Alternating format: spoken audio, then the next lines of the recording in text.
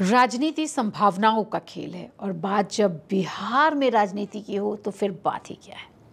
बिहार विधानसभा चुनाव को 1 महीने से भी कम का समय रह गया है और अभी तक जो 16 तारीख को नामांकन होने हैं उसमें एनडीए और महागठबंधन अपने सीटों के बंटवारों के बीच लगा हुआ है।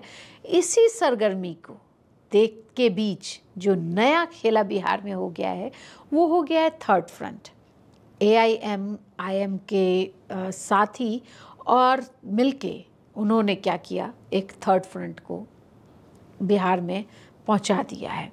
और महागठबंधन और एनडीए जब सीट में पूरी तरह से बिजी है तो ऑल इंडिया मजलिस इत्तेहादुल मुस्लिमीन यानी AIM ने उत्तर प्रदेश के सीनियर नेता और पूर्व मंत्री स्वामी प्रसाद मौर्य की पार्टी अपनी जनता पार्टी के साथ मिलकर एक नई राजनीतिक गठबंधन की घोषणा कर दी है। इस गठबंधन का नाम उन्होंने दिया है ग्रैंड डेमोक्रेटिक अलायंस GDA।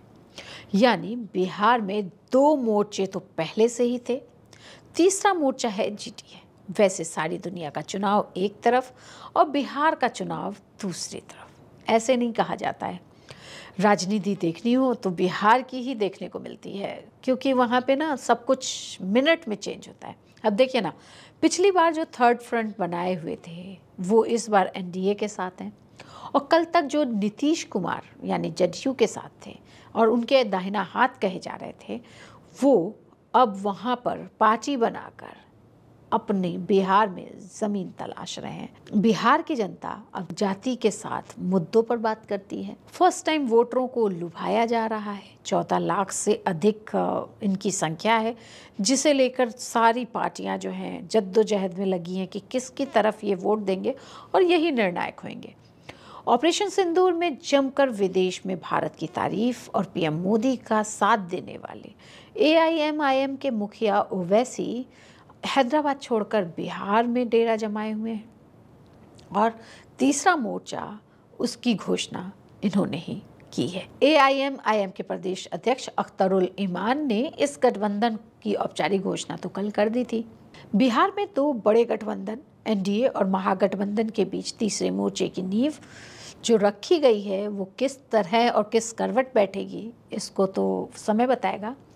ईमान ने कहा कि ग्रैंड डेमोक्रेटिक अलायंस 100 सीटों से अधिक पर चुनाव लड़ने की तैयारी में है। उन्होंने साफ साफ कहा है कि गठबंधन में फिलहाल हम AIM और स्वामी प्रसाद मौर्य की अपनी जनता दल पार्टी ही है, लेकिन आगे दल जो भी जुड़ना चाहें इससे जुड़ सकते हैं। उन्होंने तेज प्रताप को भी इनवाइट किया है और पशुपति पारस को भी। और अगर वोटरों का थोड़ा भी बिहार में माथा ठनका ना तो ये जो पूरा गठबंधन है ये कुछ खेला कर सकता है, ऐसा राजनीतिक विश्लेषकों का मानना है। और इससे जब ये सभी जुड़ जाएंगे तो सीटों का आंकड़ा भी वहाँ पे बढ़ेगा और दावेदार मिलकर मौजूदा दल को कमज़ोर भी करेंगे। जिस तरह से आरजेडी में घमासान मचा हुआ है, पार्टी के कट्टर वोटर जो तेज प्रताप को पसंद करते हैं वो इसमें भी डेंट लगाएंगे। AIM प्रदेश नेतृत्व का कहना है कि उनका उद्देश्य न केवल सत्ता में हिस्सेदारी बल्कि सामाजिक न्याय को नई दिशा देना है। ओवैसी मौर्य गठबंधन के ऐलान के बाद बिहार की सियासत नई जंग छिड़ गई है जो मुस्लिम ओवैसी समीकरण को पूरी तरह बदलने का मादा रखती है और चुनावी मुकाबले को त्रिकोणीय बना सकती है। AIM के नेतृत्व ने यह भी कहा कि उनका उद्देश्य सिर्फ सत्ता की भागीदारी नहीं बल्कि सामाजिक न्याय भी है। इस दौरान ओवैसी की पार्टी ने लगातार आरजेडी पर हमला बोला है। उनका कहना है कि MY समीकरण की बात करने वाली राजद M को पसंद तो बहुत करती है लेकिन वो वोटरों को पसंद करती है, उनके साथ को नहीं, उनके विकास को नहीं। और बता दें कि बिहार में परंपरागत रूप से मुस्लिम महागठबंधन को वोट करते रहे हैं। CSDS के पोस्ट पोल सर्वे के मुताबिक 76% मुस्लिम मतदाताओं ने पिछली बार महागठबंधन को वोट दिया था। 11% ने ओवैसी के गठबंधन को वोट किया था। अगर 76% में से और अधिक वोट कटे तो ये महागठबंधन की चुनौती को बढ़ाएगा। आरजेडी MY की राजनीति करती आ रही है और ये इनके लिए बहुत बड़ी मुसीबत भी बन सकता है। और जिस तरह से घमासान बिहार में देखने को मिल रहा है, जिस तरह से पार्टी एक दूसरे के साथ बाहर से तो साफ साफ दिख रही है कि हम एक हैं, लेकिन अंदर से इनकी टूट भी खूब नज़र आ रही है, क्योंकि अभी तक टिकट का बंटवारा भी नहीं हो सका है। AIM ने 2020 के चुनाव में थर्ड फ्रंट भी बनाया था और इस में बसपा और उपेंद्र कुशवाहा की जो पार्टी है उनके साथ चुनाव लड़ा था। चुनाव में अकेले ओवैसी की पार्टी ने 20 सीटों पर दांव लगाया था और 5 सीटें जीती थी, लेकिन 2022 में उनके चारों विधायक RJD में शामिल हो गए थे। सिर्फ पार्टी के बिहार के अध्यक्ष जो एकमात्र थे वो बचे थे। पार्टी की बिहार के सीमांचल इलाकों में यानी पूर्णिया, किशनगंज, अररिया और कटिहार में मजबूत पकड़ रही। पिछली बार की भी पार्टी ने यहाँ अच्छा प्रदर्शन किया था। यहाँ की मुस्लिम आबादी 17% से अधिक है और ओवैसी लगातार यहाँ रैलियाँ कर रहे हैं। अभी तक AIM ने 32 सीटों की लिस्ट जारी कर दी है। पार्टी का कहना है कि इस बार वो 100 से अधिक सीटों पर चुनाव लड़ेगी। जैसा कि मैंने पहले भी बताया कि राजनीति देखनी है तो बिहार में देखें, चुनाव देखना है तो बिहार के चुनाव पे नज़र रखिए।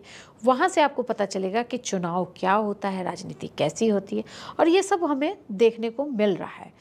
बहुजन समाज पार्टी भी बिहार में ताल ठोकने को तैयार है और अकेले दम पर चुनाव लड़ने की बात कर रही है। बीजेपी से रूठ चुके ओम प्रकाश राजभर की तबीयत में तेजी से सुधार हो रहा है।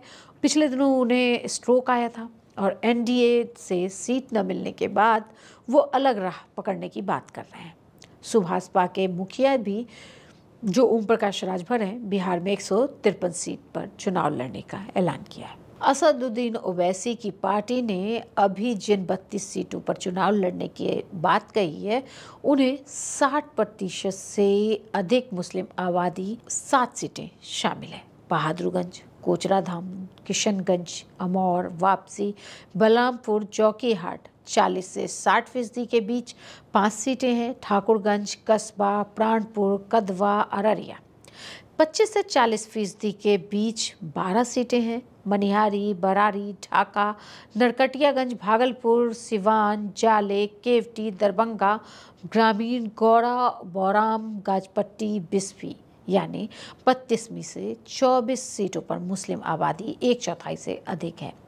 इन 32 सीटों में 16 सीटें महागठबंधन ने पिछले चुनाव में जीती थी, 5 AIM ने और 11 सीटें NDA के पास थी। इन 32 सीटों पर महागठबंधन के आधे उम्मीदवार मुस्लिम थे। 32 जो ये सीटें हैं उसमें से 17 सीटें पर पहली बार AIM चुनाव लड़ने जा रहा है। इनमें 8 सीटें महागठबंधन ने तो 9 सीटें NDA ने जीती थी और 17 में से 7 सीटें महागठबंधन ने पिछली बार मुस्लिम उम्मीदवारों को चुनाव में उतारा था और सिर्फ नाथनगर की सीट ही महागठबंधन जीत पाया था। तो ये सारे जो जोड़ तोड़ हैं वो देखने में मज़ेदार तो है ही हैं, जितना कि मुझे रोमांच आ रहा है वैसा ही रोमांच आपको ये सब जब चुनाव होंगे तो देखने में मज़ा आएगा। और ऐसी ही और क्या खबर आप देखना चाहते हैं, इसके लिए आप हमें ज़रूर कमेंट बॉक्स में बताएं और देखते रहिए इंडिया।